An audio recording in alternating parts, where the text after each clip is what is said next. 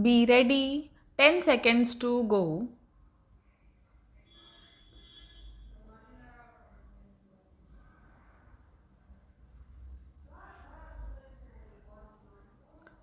Start. Madam Deputy Chairman, since I have to end my speech on a sore note, I start with a sweet note by adding my own voice to the plethora of congratulations to our scientists on this great achievement. I only wish that our achievements in other sectors also had been so remarkable as to deserve compliments.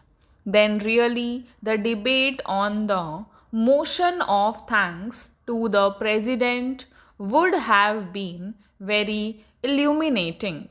Madam, I am sorry to say that the President's address delivered this week without meaning any disrespect to the President was indeed disappointing. It was so dull and routine that the ministers who attended the function, including the Prime Minister, dozed off during most of the speech.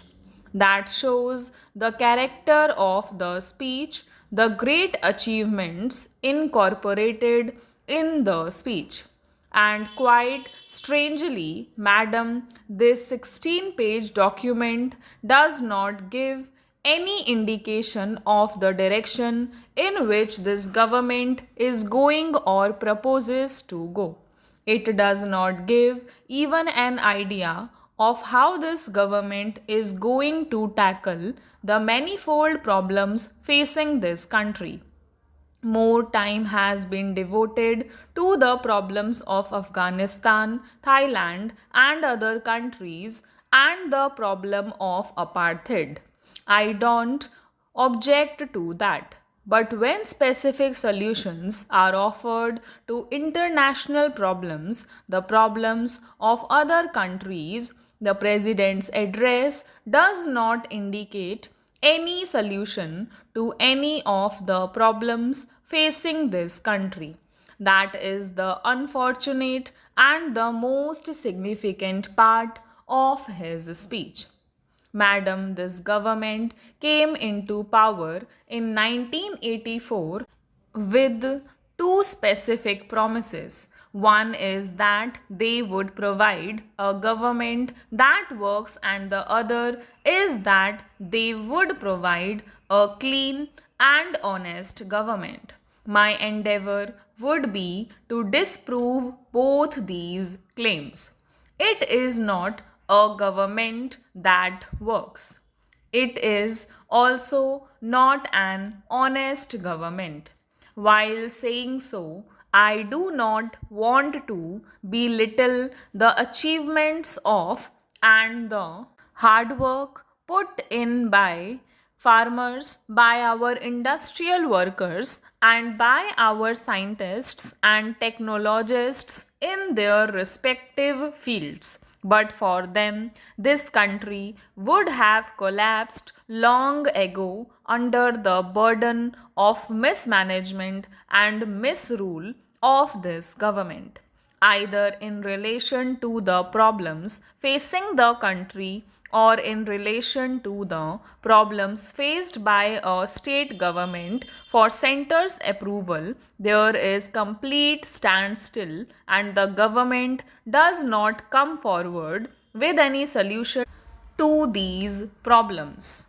Sir, whenever a decision is taken, there is so much of drama in that. If you take the recent changes of the central ministers or even the chief ministers, you would find midnight elections. Heavens would not have fallen if the Bihar legislature or the Madhya Pradesh legislature or some other legislatures meets during the day and elects its leaders.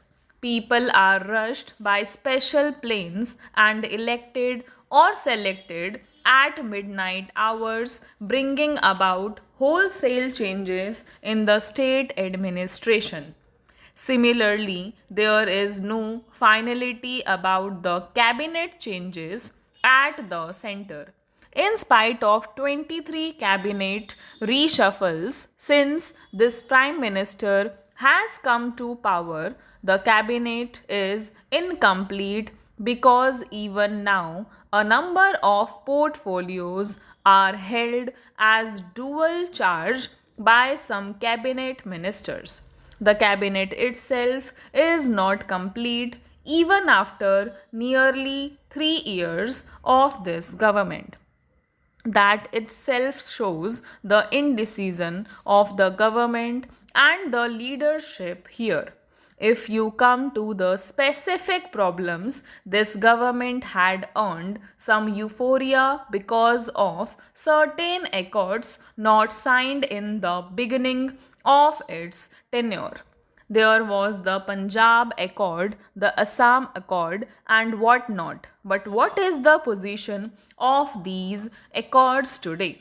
The Punjab Accord is in shambles. The Punjab problem is more acute today than what it was when this government took charge. There is more extremism, more violence, in spite of the dismissal of Punjab government for alleged inept handling of the law and order situation and consequent imposition of president's rule, the situation has not improved. It has in fact worsened. Who should be dismissed now for this worsening situation? Now, there are rumors that even the Director General of Police and the Governor also want to quit.